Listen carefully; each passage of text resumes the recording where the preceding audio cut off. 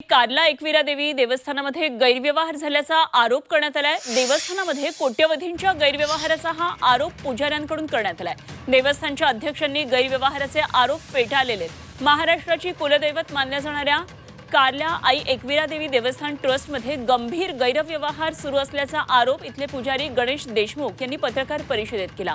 देवस्थान ट्रस्टचे अध्यक्ष दीपक फुलावळे यांच्यावर कोट्यवधी रुपयांची अफरातफर, देवस्थानची गाडी खासगी आणि राजकीय वापरासाठी वापरणं, देवीला दान स्वरूपामध्ये मिळालेल्या सोन्या चांदीच्या वस्तूंवर डल्ला मारल्याचे आरोप करण्यात आले। त्यामुळे कार्ला परिसरात मोठी खळबळ उडाली आहे। या सर्व आरोपींना ट्रस्ट अध्यक्ष दीपक फुलावळे यांनी हे सगळे आरोप ठामपणे फेटाळून लावले।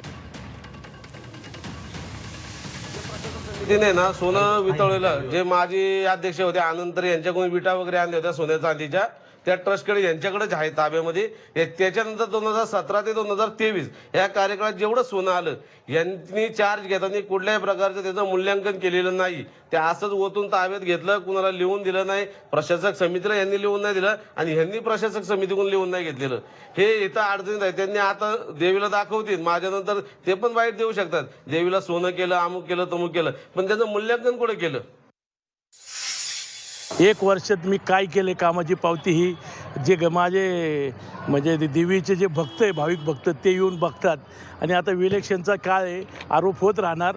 हे सगळं काय आरोप केले ते अजून काही मला माहिती नाही आहे, पण जे काय आरोप केलेत त्याचे सगळे कागदपत्रासहित सगळ्या लेखा मी दिला जाईल।